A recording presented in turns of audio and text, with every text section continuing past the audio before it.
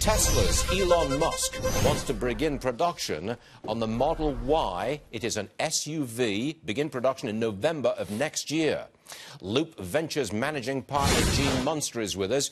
You, sir, are a Tesla bull, but I put it to you that this is Elon Musk one more time making a splashy headline about the future to disguise problems in the present. What say you? I don't think so, and I want to make a distinction here, Stuart, between the opportunity and then kind of these announcements around products that they don't have, vaporware essentially right now. First, in terms of the industry, think of existing cars as a flip phone in 2006. Can do one or two things, make a phone call and do a text message.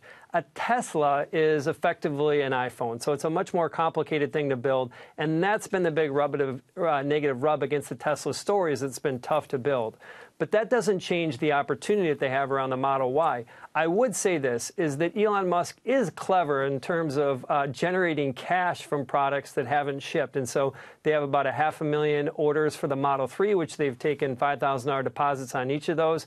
And then with the Model Y, as they start to take deposits on these, they could generate several $100 million in cash flow, which is important for funding this machine, basically to build the factory to make these iPhones, if you will. So I don't think this is some scheme. I think it's just creative financing from Tesla. So you're still a bull, you're still a fan, it's still the ultimate car company, and it's going to make its mark at some point in the future. You're not backing off at all, Gene Munster, correct? No, I'm not. I think that it's going to be a wild ride. We've seen that in the past month. The stock was down 35%, then up 25%. That's going to continue, but I still see this as one of the names in tech that has the most upside over the next 5 years. Okay, I want to turn to Apple. We've got an analyst who says Apple's going to become a $1 trillion company because it's going to hit $195 a share, even though it has problems like disappointing sales of the HomePod, which I believe it's going to discontinue, and the iPhone 10, not great sales. What are you smiling at? You do believe that it's going to hit $195, the stock, right? I do. I think we're going to inch the way there. Keep in mind is that Apple has a massive amount of cash that they generate a year, somewhere around $50 billion, and they can use that to buy the stock back, which can increase the share price. So they can generate 3 to 5% increase in the stock price in the next year just by buying their stock back. We're now 12% away from that magical 195 number, and so I think that part of it's the share buyback.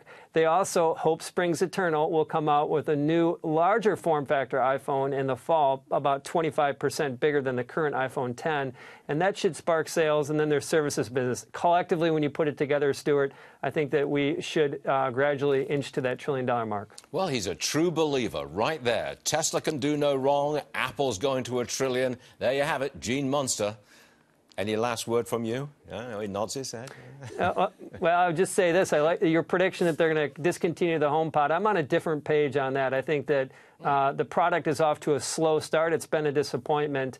It doesn't score as well against Google Home and Alexa in terms of its intelligence, but I still think that this is going to be a product, but a rounding error in the Apple story, less than 1% of sales. No, that's fascinating. Gene, you're a great guest, and we thank you very much for being with us, sir. Appreciate it. Thank you very much. Thank you.